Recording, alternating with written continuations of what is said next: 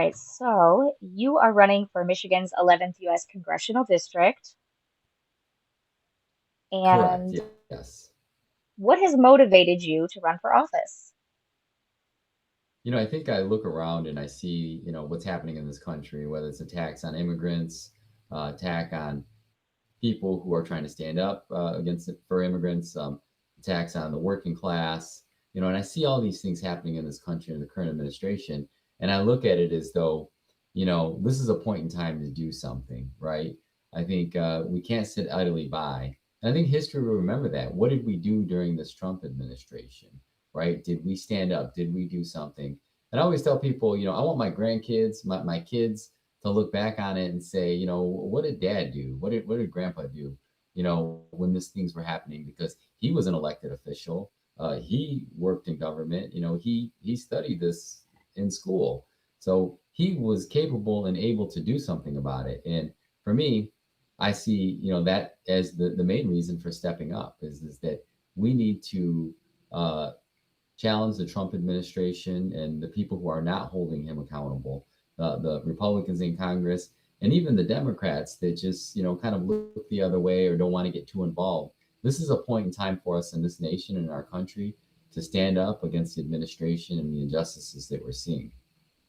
A lot of the people that I've talked to online, tend to be younger people, and I think what they're really looking for are people who are motivated to do something. I know a lot of them feel really helpless, and so I feel Mhm. really excited when I get to talk to candidates who aren't just saying what they're not, but really what they're motivated for. And I found in looking at your campaign that there's a lot that people can be excited about. And I really think that that's kind of the energy that we need going into these midterms. Right. No, I agree. And I think we need energy. We need people to believe in something, right? Not just the talking points, not just the slogans that nobody really knows what they mean, right? This is about us as uh, a group, as people who are actively involved in pushing, our American democracy to work for us, right? And I think that, with that, I think there are so many politicians that are afraid to say what they need to say, right? To speak up and to, I always tell people, as somebody who's been running for office going back to 2010, I won my first election by one vote, and it was a massive door knocking campaign that we did, and having won elections in over those years and lost elections.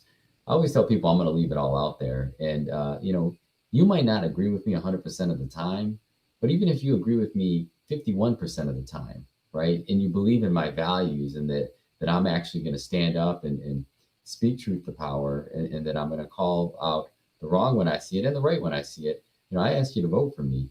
And so I think that, we have so many candidates out there and we have so many politicians that they want to make everybody happy. And you can't, My dad always used to say, if everybody likes you, you're doing something wrong. You're just naturally gonna have to have some enemies or some people that aren't going to like what you do, but it doesn't mean that they still can't support you. So I think we need more of that in politics and people who are running for office. I agree. And you've worked in education for some time now. You're a big supporter of public education. You mentioned treating the whole child. And if you had free reign to reform public education in Michigan and like set a standard for the rest of the country, what does that look like? And where do things like private schools, charter schools, voucher programs fit in, or do they at all? Yeah, I think public education is key, and it's even more so that we see it post COVID-19. Because when COVID happened, we saw a lot of kids were not in school anymore, and people saw the social emotional effect that it had on kids. Kids were going hungry, right? Because a lot of kids get their meals from school, right? And they didn't have that benefit of actually seeing those people that they see as role models in their life. And what I've learned in education and in my profession, working on the court end of criminal justice, and I worked several years in the juvenile justice and worked on juvenile justice reform for the state of Michigan as well. And I'm going to tell you that what I've seen is that there's two things that a child needs that in order to be successful. We all know it. All the fancy universities come in, give us all the data.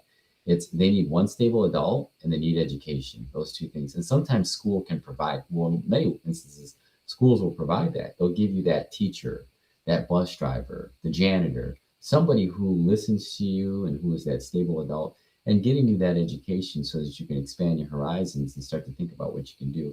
Now, when we look at public education in Michigan, if I had free reign, we need more funding.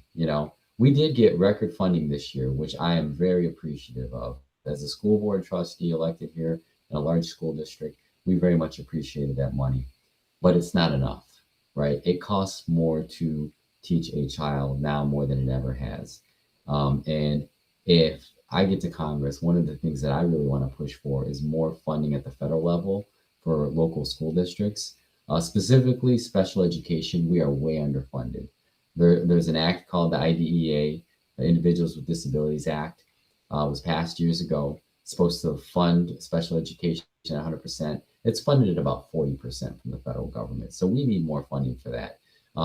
The ESSER dollars. So these were the secondary elementary education dollars that we got post COVID. This was the money that the federal government set aside so that we could help get kids back on track. We could get them a social emotional help.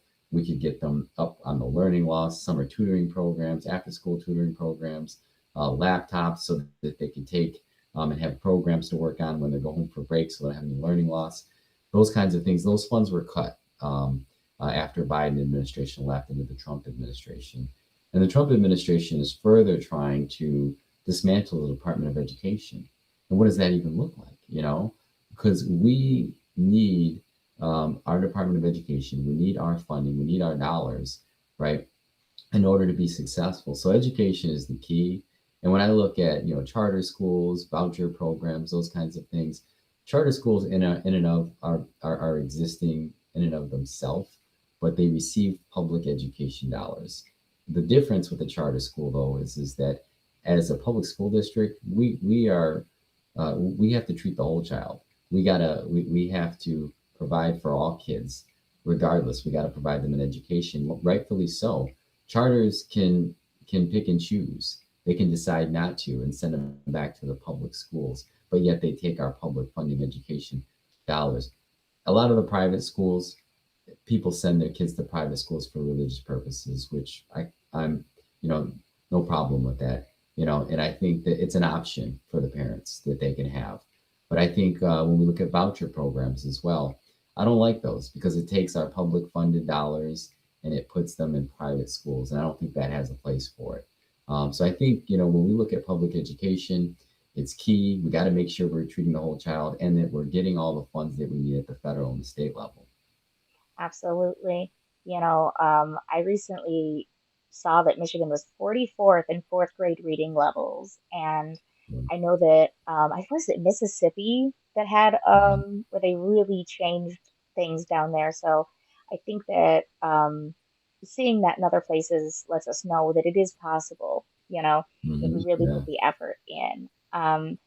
And what are some key things you think would set the foundation for stronger public education that leaves high school graduates college ready and with the tools that they need for success in the workforce after college, trade school, or apprenticeships? So I think when we look at public education, we know kids could go to college or they could go on to the trades. I encourage kids to do both.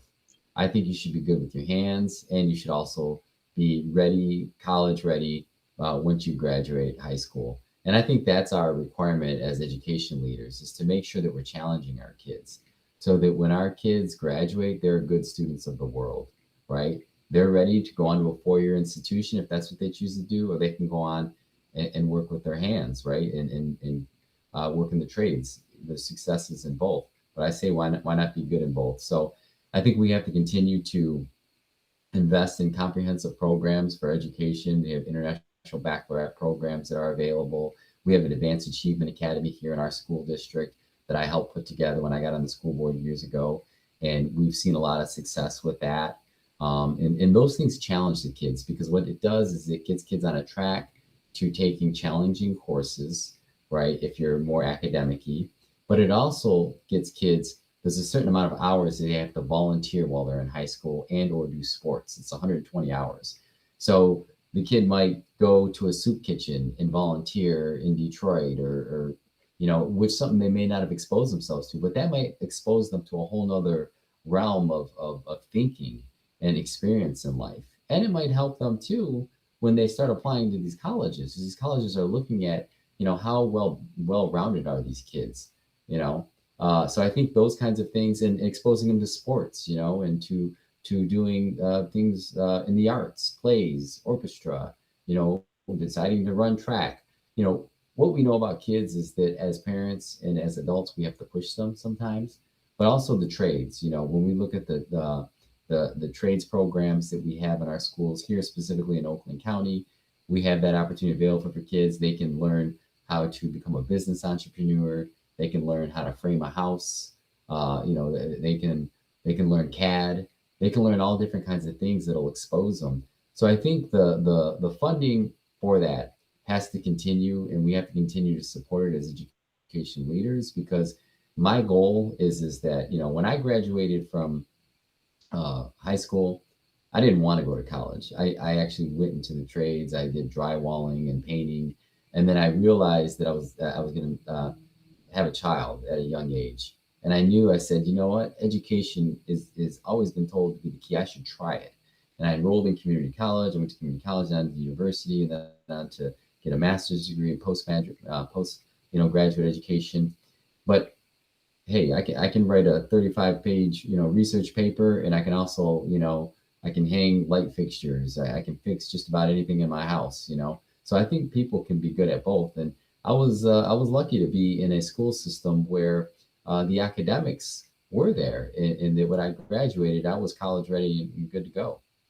It's funny you mentioned the baccalaureate program. My oldest son is doing some international baccalaureate program classes, Yeah. and he's really, really enjoyed them. He's felt challenged. I think some kids uh, need that level of challenge to kind of keep them engaged and feel like, wow, I'm really getting something out of school, Mm-hmm. and in 2014, I went to trade school. I was a cosmetologist, and I've recently gone back to school through the Michigan Reconnect program, which I think is such an awesome thing to be able to, Yeah.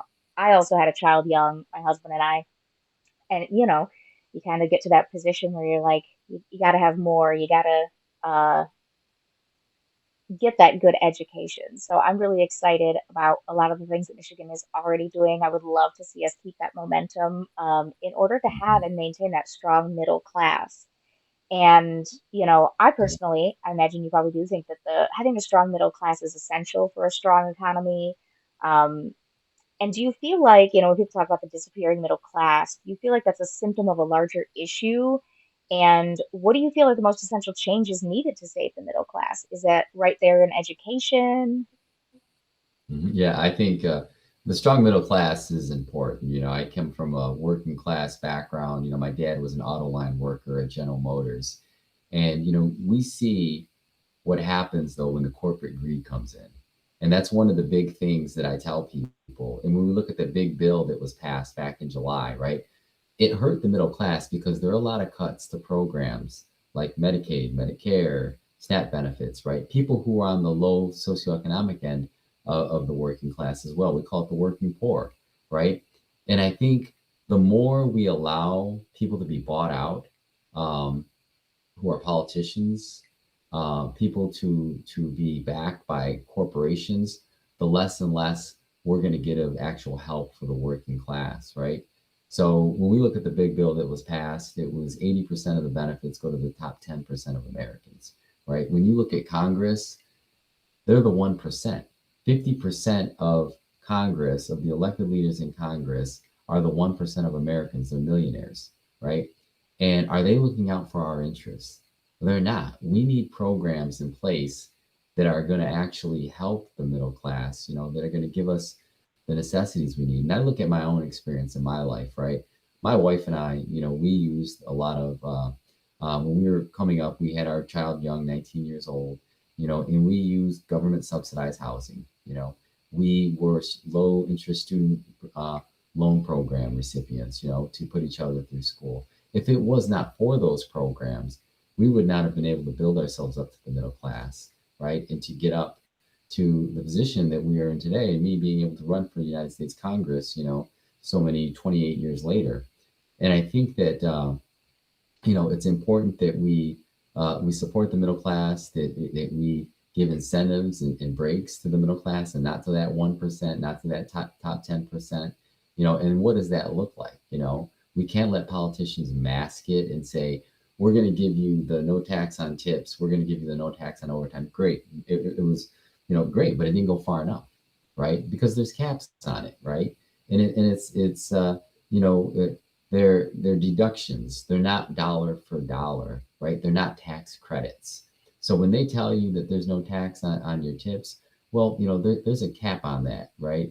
At $25,000. And on top of that, we're also going to make that a deduction. So it's not dollar for dollar, right? Why not truly not tax tips? Why not truly not tax your overtime? Don't put any caps on it and don't make any deduction. But I think we are fed these ideas that these things are going to help us when they really don't. All the meanwhile, the rich are getting richer, and the poor are getting poorer. So how do we support the minimum class? We got to have a strong, uh, we have to a better minimum wage, which right now it's way below what it should be. There should be cost of living increases, and we need union jobs, right? The union is where my family got to the middle class. My father was a United Auto Workers union member, and if it was not for the union, he would not have had the benefits that he was able to get through the years, for me and my family, and even me as a somebody who works in government for most of my career. I've been a union member, and if it was not for those, I would not have been able to get the benefits for my family and be able to sustain, the middle class life that we're entitled to, that provides us those opportunities. Absolutely. And as far as the federal minimum wage goes, where would you like to see that? Oh, I mean, that's it's at $7 right now. Statewide, we're at about $13. So, but there's a handful of states out there that still have it at $7. You can't live on that. You can't live on that. And I think even the $13 minimum wage is too low. We should be upwards of $15. And probably even closer to 20. Now, what does that look like? We got to look more at that. But I think people are entitled to have a living wage in this country. You should not be working 40 hours a week and still be poor, right? Absolutely. And I think especially when we have corporations, when we have the wealthy, who in many ways are paying a lower tax rate than what we pay. And I think that we're entitled to that dignity and to that respect. That's not socialism. That's not, anything along those regards. That's capitalism, but it's fair. It's fair capitalism for people. The people who are doing the work and who are working hard are being rewarded for the work that we do. And for me, that minimum wage is way too low. We have to make sure that we're encompassing cost of living increases for people, and that people can actually have the dignity, when they go to work, and not be working poor, to be able to actually take the weekends off, to take some time to spend with their family, to take some time to be able to go on vacation if they want. But we're nowhere near that right now at the federal level. Absolutely. And moving more into current events, foreign policy and things like that, I know there's a lot of concerns with global stability right now. And of course, when I look through your website and kind of on your positions, um, as far as like US interventionism, how do you think the United States becomes a country that people look up to again as a strong and steady leader and an example of democracy and liberty in the free world? Yeah, I think for so many years we have been, but right now I worry about that because people see what our own president does, and the attacks on our own people. Right, we're talking about going into Iran to save the protesters, which the government was horrible there and everything that they did. But look at what we were doing right here at our own home in Minneapolis, and the killings of two American citizens, right, for doing exactly what those Iranians were doing, protesting against the injustices of what they're seeing. And so I think when we look at intervening in other countries and being the example and the beacon of bright light that everybody sees to come to America for, we have to set the example and the standard, right? Respect our democracy, respect our separation of powers, the legislative, the judicial, the executive branch of government, right? And understand that we have this constitution that we actually respect it. And so a lot of times when you look at your leaders, you look at what they do, not what they tell you, but how they act, right? As a parent, we do that, right? Our kids are watching us. And I think around the world, they're watching us and they're watching our rhetoric and how we treat our own people, right? So I think the way that we get back to getting the respect around the world is not through force. It's not through being angry. It's not through exercising our military muscle. It's through actually respecting our own people and our systems of government. But it's a hard track to follow right now when we look at what happened on January 6th, with the rioters and to try to overthrow our government, right? We just went into, Venezuela to take out Maduro for a lot of the same things that Trump did. Maduro tried to steal an election and was successful at it. Trump tried it and was not, only because we had a separation of powers in this country. And we were able enough to be able to stand up and rise up against it. But I worry about where we're at as a nation. And I think that's why we need good people in these elected offices at the federal level who are actually going to stand up against the administration. You have the Republicans that are sitting there and they're they're they're just doing what Trump says for the most part. Maybe defect just a little bit here and there. And then we got Democrats that get in there and they're afraid to do anything, right? We need people who don't have that fear, who are going to stand up against the administration and make sure that we restore our reputation at the international level. I agree. And then when it comes to the U.S. military bases overseas, what is your position on that? Do you feel that we should maintain military bases in places like Japan? Do you feel that that is beneficial to us, to the globe, to those countries?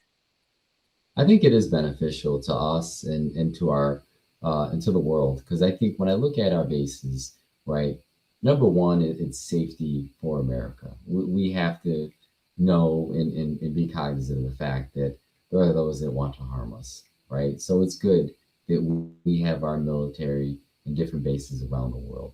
But we also look at it as a way of promoting democracy around the world, right? Our values. And that's why it goes back to the last question of what are our values and are we truly representative of those values. But we're promoting that democracy around the world, and that people can see that we can thrive as a nation and that it is a good thing. But also to support humanitarian efforts, right? Things that are happening around the world. When bad things are happening, the United States is there to step in and help to some degree. And so I think those are good things that we have. I think it's good for us to have those, around the world. But people have to respect our nation and who we are as a nation, as far as our reputation and how we treat our own people. Absolutely. And when it comes to the conflict in Palestine, would you call it a genocide? Do you think that we need to discontinue our support for that? And would you support something like a two-state solution? Yeah, I think it is a genocide. I agree. With those that say it. What is happening to the Palestinian people? We've seen something to the tune of 80,000 innocent civilians that have been killed since October of 2023. And that is not acceptable. And we can't look at that and say that it is. By funding Israel with the billions of dollars that we do annually, we're complicit in that, right? We're complicit in it because, and if you look at the data, many of the Israeli people don't necessarily support, what is happening, right? And it's you can separate the Israeli people from the government, and the government has gone too far, right? Now, what happened in 2023 of October? That was horrible. That was an act of terrorism against the Israeli people. Every right to strike back and to protect your people to that degree, but when you have gone too far and you are doing the same thing to them that they did to you, to me that's not acceptable. You're killing children, women, innocent bystanders, right? And we can't support that as a nation. So, is there a solution to a two-state solution? I think that's up to the Palestinians and the Israelis, and we can do everything we can to support them in their efforts. It is very complex, and more complex to the degree that that I think we can't even understand as Americans. And I leave that to them. But I think if there's a two-state solution, that it has to be with respect for both sides. There has to be rights to both sides, and people have to feel safe. And I think that we'll see, how that transpires. But it saddens me to see what's happening, in Palestine right now and what's happening to the people. Yeah, I definitely agree that it's something that the people who have to live in that region together have to kind of come to that middle ground together to get along, Yeah. And as far as kind of moving back more to uh, policies here, how do you think that Medicare for all would change the lives of working families? I think it would dramatically change the whole life of working families. When you look at, so you think about Obamacare, the Affordable Care Act, right? And when that passed, there was a lot of excitement behind that. It didn't go as far as it needed to because of the special interests and the lobbies of the insurance companies. But, it did a number of things. It stopped, withholding benefits from people who had pre-existing conditions. It provided subsidies for healthcare. It opened up an exchange where people could get on there and get affordable health care, right? Expanded Medicaid, right, to the working poor. So those are a lot of good things. And when I look at it as somebody who's not had insurance in my life before, right? Um, for me, that would be life changing to be able to go to the doctor and to not have to worry about what the bill would be, go to the hospital, not to worry about the bill would be. But even somebody who's had insurance, but been living paycheck to paycheck in my life, right? And I think about when I have to go to the doctor, and though I have insurance and I'm paying $100 copay to go to the emergency room, that $100, I might think twice about that, because I might not have that $100. Or if I'm going to get my prescriptions and it's $45 copay, I might hold off on getting that prescription. And some people might think, well, that's, hey, if you're living paycheck to paycheck, every dollar counts. $45, $100, all those little pieces count. And so it could be very life changing for people to have an actual system in place where they have health care, they have the copays taken care of. They can go to an emergency room, right? Very minimal cost.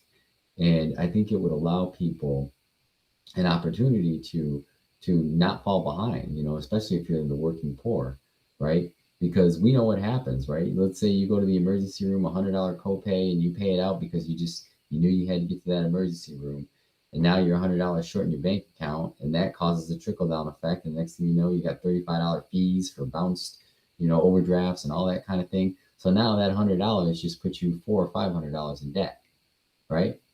I mean, but I think these are the things that the people that get into Congress and the millionaires that get in these positions that are backed by the special interest, they don't understand that world because maybe they've never lived it, you know. But we need normal people that have actually lived that and understand those issues. Absolutely. And I know that you discussed that when it comes to how the United States looks to the rest of the world, what we do in here and how we're treating our people and the issues that we have in here matters.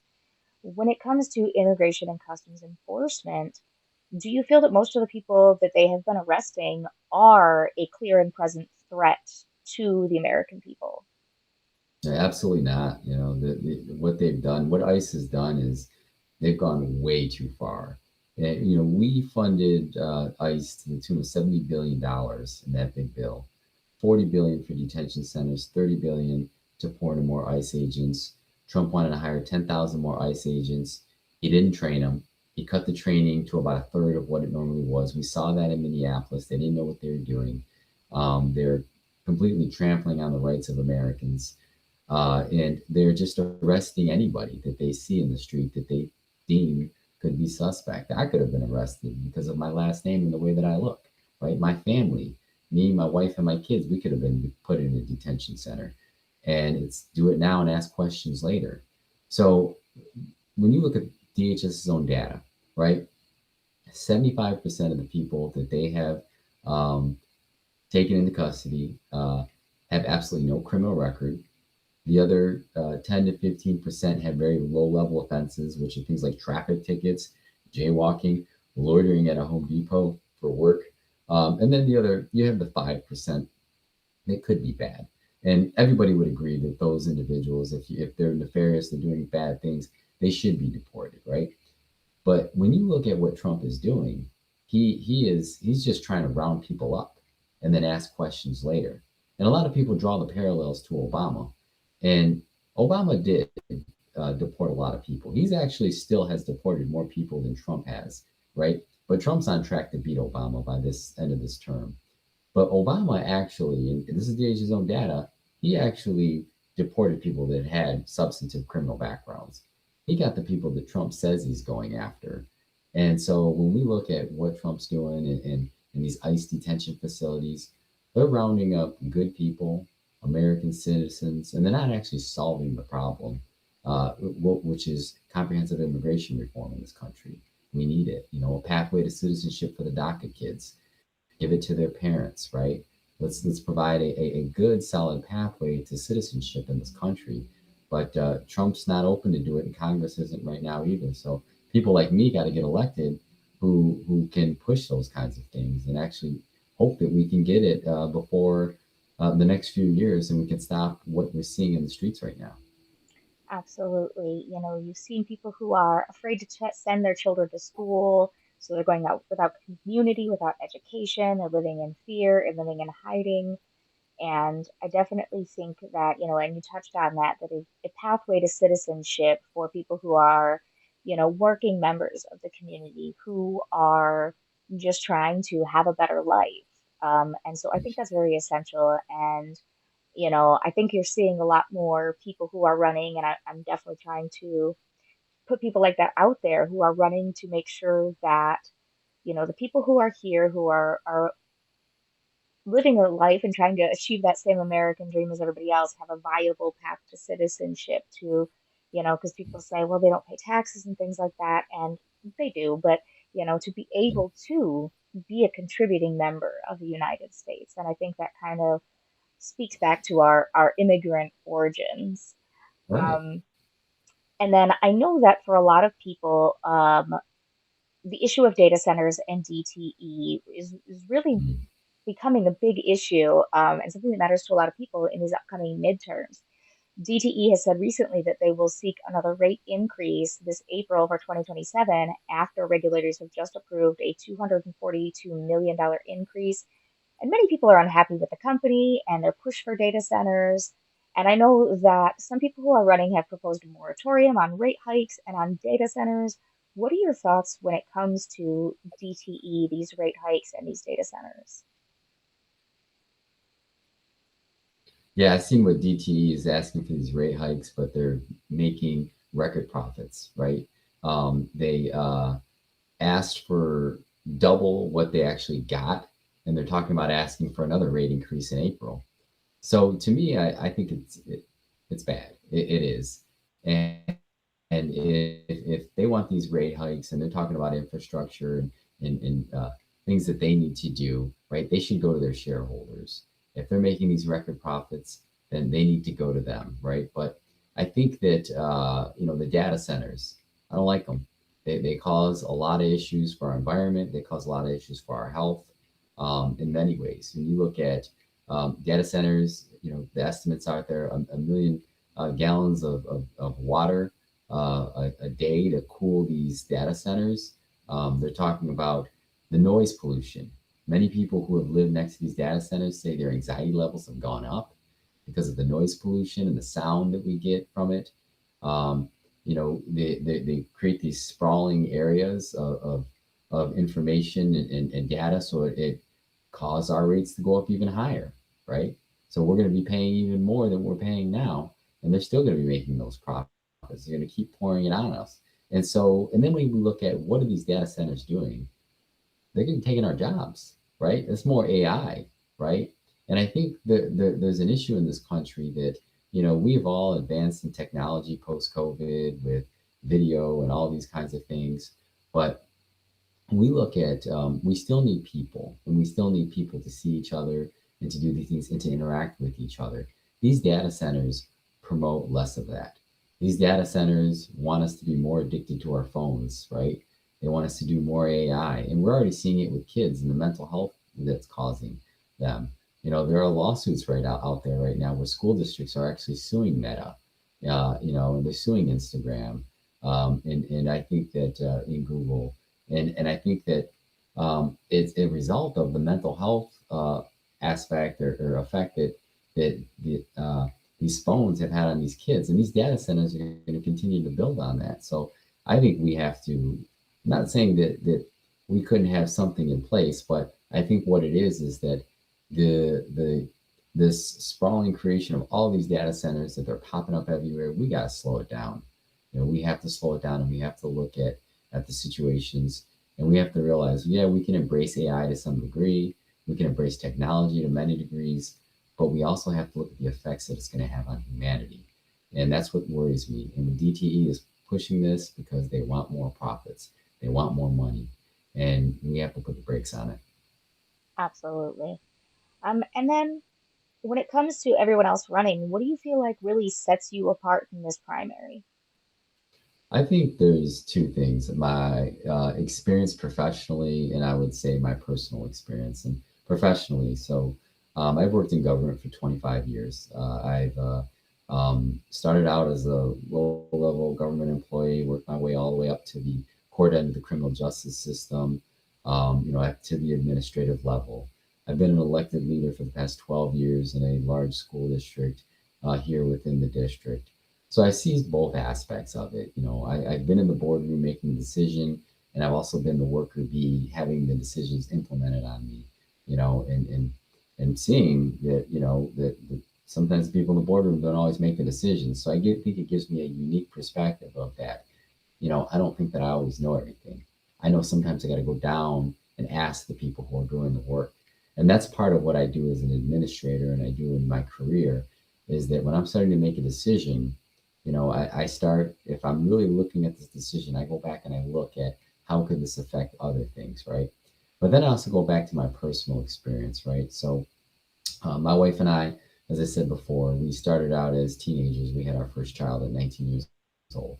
When my daughter was born, I was making 5, 10 an hour working at Arby's, making roast beef sandwiches, and I was supporting a family on that minimum wage. And I knew that I had to find a better path. I enrolled in college. I enrolled at Oakland Community College. I remember I got a credit card. I paid off the $450 semester, on my credit card. Took an introduction to American government class. I loved it, and I knew that's what I wanted to do. Went on to get my 4-year degree at Oakland University. Went on to get my master's degree at University of Michigan, postgraduate education at Michigan State University, and I did all that as a working parent. Both my wife, so same story. She went on to get her master's degree as well. We did that as working parents, and utilizing the benefits that have been cut or proposed to be cut by the Trump administration, right? The Head Start program. My daughter was a Head Start child. WIC, we were WIC recipients. It's how my daughter got her nutrients when she was a little girl.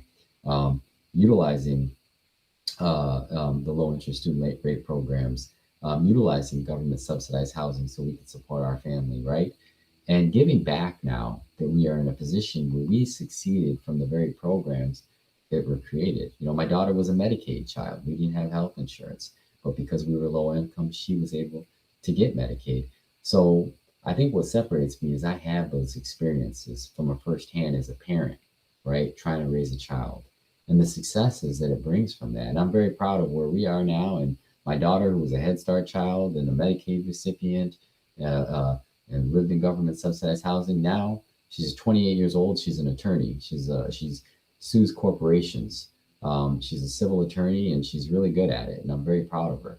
And so, but that just goes to show you the successes of the beauty of the American dream and the opportunities that are provided. And my wife and I are living, breathing example of that, as is my daughter. So I think that separates me and makes me unique from the other candidates in this race. Absolutely. I appreciate so much you making time for me, and being able to get this information out to voters. Is there anything else that you want, especially the young voters online, to know? Yeah, I would like them to know to go to my website, read up on me, check out my stuff, watch my launch video. Um, there are ways that you can get involved and help and volunteer if you'd like. You can go on there and donate. I tell people one of the beauties that I have is that I'm on track to be get the most individual contributions this quarter right now, and now these contributions are to the tune of 5, 10, 15, $25, right? And I look at many of my competitors; they're getting $800 average contributions, right? But whose interest are they serving? Who can give $800, right? That was more than my rent payment, when I was coming up. So I tell you, check my stuff out. You go to my website, you can check out my YouTube pages, see some of my interviews and some of the things that we've done. We're progressive. We got a lot of energy. We got a lot of young people behind us, and we want to make change. And we're going to do it. I'm working hard. I'm experienced. I have the background, the knowledge, and the know-how to do it. And we're ready to take it to the Trump administration. So if anybody wants to get on board, go to my website. It's a one-stop shop. You can get involved that way and reach out. All right. And then what's your website? It's John Paul Torres for Congress.com. So John Paul Torres for Congress.com. Awesome. Thank you so much, John Paul Torres, and best of luck in this primary. All right. Thank you. I appreciate you. Thanks. Bye.